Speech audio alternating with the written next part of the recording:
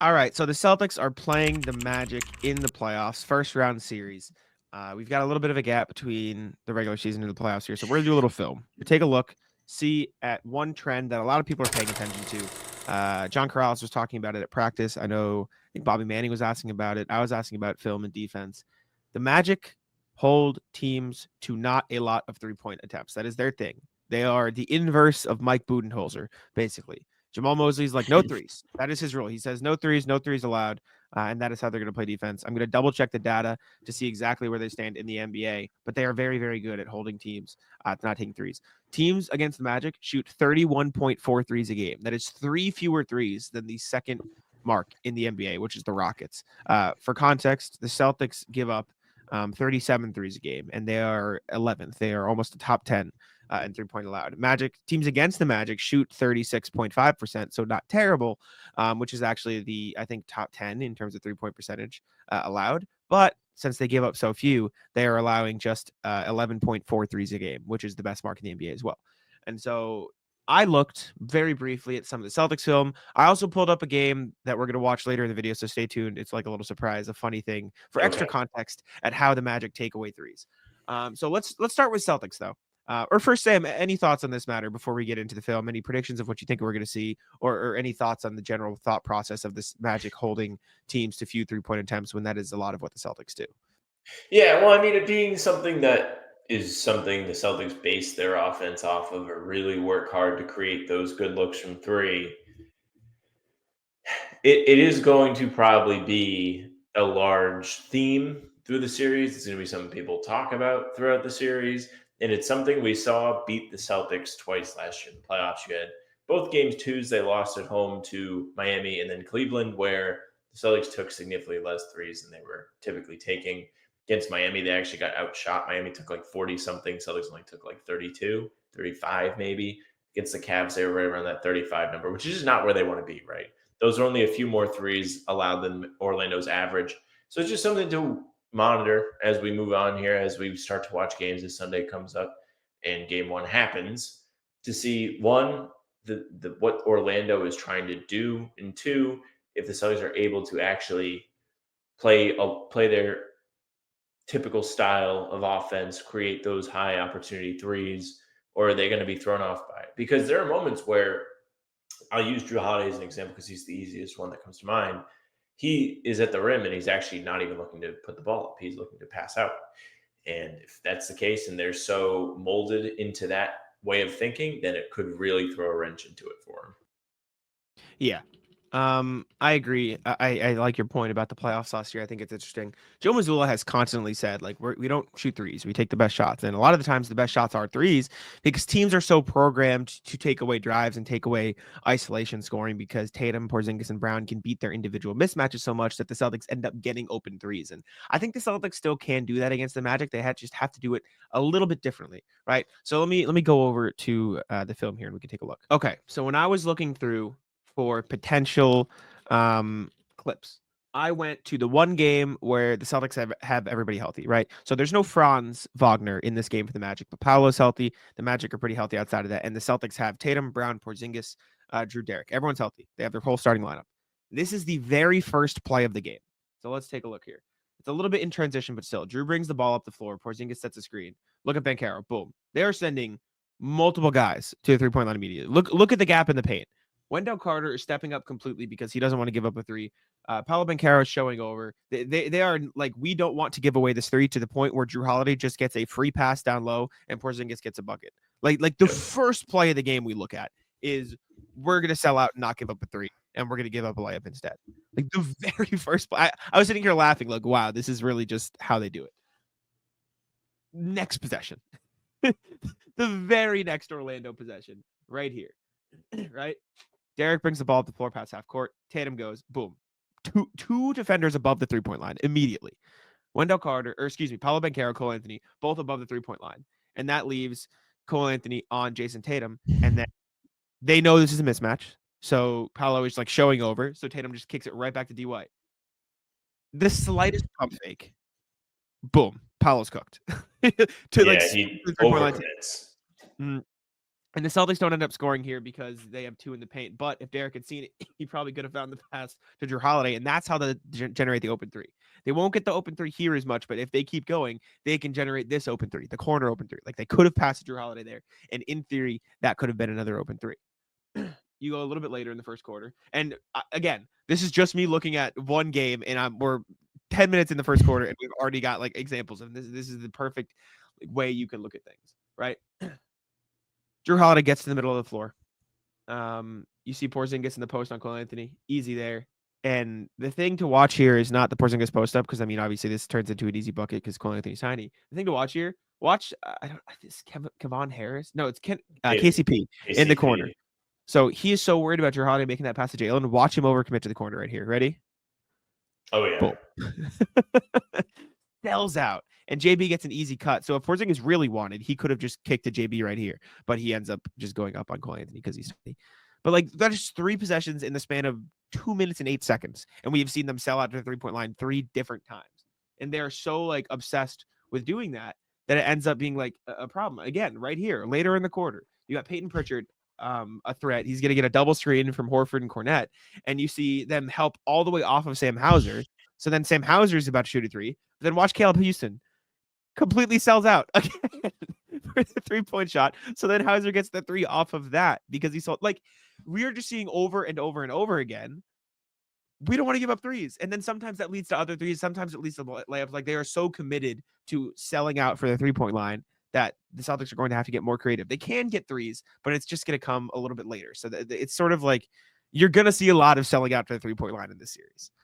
The first takeaway I have from this is Jamal Mosley has these guys in fucking hell because they are like so terrified to give up an open 3. I mean, the examples you pulled are fantastic because, and you did a great job of pointing it out.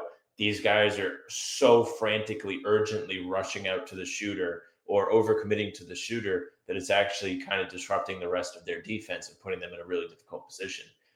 With that being said, this should tell you that the key to this playoff series for Boston is simple. It's just being patient. Don't take dumbass shots. It's going to be created almost for you. As long as you move the ball well, they're going to be scrambling. And the old rule that the ball moves faster than any player can is going to really play into Boston's advantage because Orlando will be trying to keep up with those passes, overcommitting to 3-point looks, and then exposing themselves. We've seen the Celtics in games past, series past, get almost baited into taking the bad 3s, which are lazily created off of one pass, even though they are decent looks. Like, we have gone through several different film sessions before and looked at this stuff and been like, well, like that was a decent look. But when you're like, I don't know, 16 seconds left on the shot clock, you don't really need to go 1 pass 3. You can put a little pressure on the defense, make them sweat a little bit, and that'll probably get you an even better look. So I'm very interested to see how this goes for them on Sunday in relation to the patience part of it, because they have the dogs to just overpower Orlando with talent and good decision making. It's just a question of whether or not they'll be able to do that in a more energy infused environment. I mean, when the playoffs roll around, everybody wants to make the play that's going to get the crowd into it and they get a little juiced up. So that's another part of this to watch. Mm-hmm. And let's redirect for a second here. Do you remember the Baylor Sharman fun scoop layups where we were all obsessed? Right? In the Magic game when they were like, oh my God, look at these Baylor Sharman. Well, take a look. Baylor Sharman gets a screen from Sam Hauser. KCP goes over this screen because he wants to take away a 3-point shot. No 3. Pretty good defense. And that's where the scoop layup comes in. He practices this because they took away the 3. There's no 3 allowed here. Usually you curl off this and Sharman will have a 3 because KCP either gets completely screened off or goes under the screen. Instead, he goes all the way over. And then these are the ones that I think Celtics fans could be maybe concerned about. This one I'm about to show. So Pritchard has the ball here, passes it to Sam Hauser, and you're going to see Banchero and Wagner immediately both sell out above the 3-point line, right? Immediately jump him. No 3. Then play pretty good defense. Hauser gets a pretend screen from Cornette. And before Cornette even sets the screen, Wagner is already preparing to go over it to avoid the 3. And so Sam Hauser just immediately starts going downhill and Wagner's behind the play. But then you end up getting a Sam Hauser mid-range shot. The difference is this game, there was no Tatum, there was no Brown, there was no nothing. If this is Tatum or Brown, this is a lob to Luke. Look at how open Luke is, right? If you want to really get picky, you're like, are we really going to live with Sam Hauser mid-ranges? You don't have to. The context of this is there were no guys healthy, right? This will be a Luke lob if you get to the playoffs. Like, look how wide open Luke is. If this is Jason Tatum, Wendell Carter is going to help up so much faster, and Tatum's making the pass right here. And guess what? Luke's such a good passer out of the short roll. If he gets the ball here and KCP's helping over, which he already is, look who's wide open in the corner, a shooter. And that's not going to be Shireman in the playoffs. That's going to be Hauser or Derek White. Like, that's where the context comes in of, oh, guys weren't healthy in this game. But if you flip out the pieces there, let's say it's still Luke, or even if it's Horford, Sam will probably be Jalen or Jason here, and then Shireman will be like a Hauser or Derek White. Then you get either an open three or Luke lob. Like that's how you navigate. Okay, we're going to take the Magic selling out for 3-pointers and turn it into either good threes or lobs. And so that's how you can generate the offense around that. Now, the funny thing that I referenced when I was like, oh, I have some funny film to show you at the end of this. I decided, I'm like, Magic are really, really good at not giving up threes. That is their whole thing. They're like, we don't want to give up 3-point attempts. We're going to sell out for threes. And so I wondered, I was thinking, I was like, I wonder if this is what they do against every team. And so immediately I thought of threes. I was like, Steph Curry. I wonder if like his fewest 3-point attempt games are against the Magic, because that would make sense, right? You're like, okay, yeah, that makes sense. Like he would. No. Difference. He played 2 games against Magic this year. He attempted 12 threes in one of them and 19 threes in the other. Now the context is these are the threes that Steph Curry was taking against the Magic. And we're going to look through a few of them here. And you're going to understand why I'm laughing and why I was like, oh. I was like, well, I'm laughing I understand. Because this was the game that Jamal Mosley went to the podium after and was like, I mean, what do you want out of us? The guy he had 55 points. Like, he went nuclear in this game. I want you to watch the threes Stephen Curry attempts in this game. And you'll understand the context of why it is silly. Because the Magic sell out. They do. Cole Anthony sells out. Except Steph just stops at a dime and fucking jacks it. Next three. Let's take a look. How else does Steph get his threes against the Magic? How else do teams get threes against the Magic? Let's see. Oh, we're going to sell out. We're going to sell. Nope. just 7 feet behind the 3-point line. Let's take a look at some others. Let's see how crazy it gets. KCP, deny. Run. Go. Nope. Doesn't matter. KCP went all the way over the screen to take it away, and Steph just pulled up anyways. He did the equivalent of a Trae Young stop in the lane and try to draw a foul, except he didn't even try to draw a foul. Next one, just pulls up in transition. Almost at the log, which is, yeah, it doesn't matter. I'm just going to shoot it from wherever. Steph, again, Paolo on him. Paolo there. Phenomenal defense, Paolo. Does not matter. Like Wendell Carter. Was that Wendell even Carter? More impressive. Whatever. Yeah, even more impressive from Wendell Carter. Gonna Look at this. Flowers. Just unbelievably silly stuff from Steph Curry in this. This is really a good example of just Steph expanding the floor, stretching the floor. I'm not going to gloss over that he just made a half-court 3, by the way. I will acknowledge that this just happened.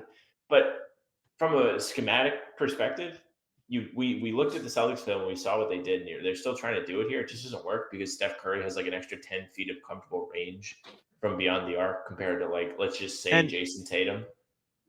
And you know what's crazy? Ready? I'm gonna edit the screen real quick and show you something. We've spent this whole time baffled by Steph Curry. I want you to look at the score, Sam. Boom. They're losing by 17, now 14 points because he made the half-court shot. And I would have to go look and see. I wonder if the Magic took away threes from everybody else. The Warriors probably did come back to win. Actually, I can tell you if they won the game. Or no, I can't because I would have to go back in this box score. But I would wonder how everyone else on the team fared from 3, which I can tell you in just a brief moment while this loads.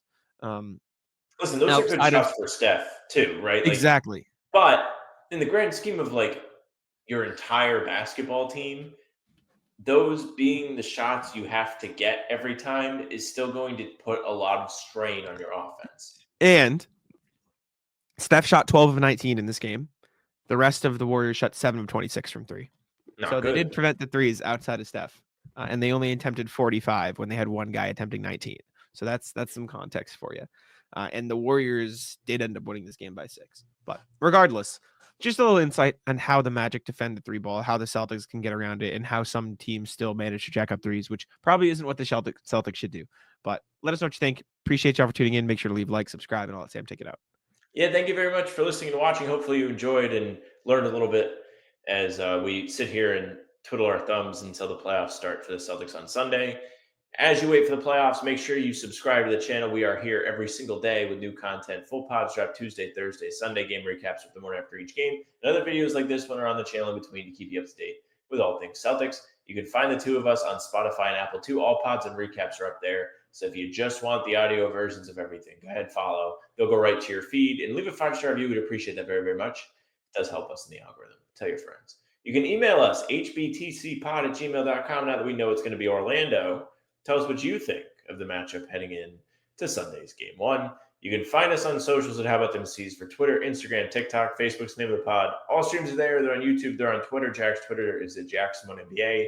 His TikTok is at Jackson1NBA. He's putting a lot of great content there as well. And you can follow me at SamLaFranceNBA on Twitter. That's it for us. Bye.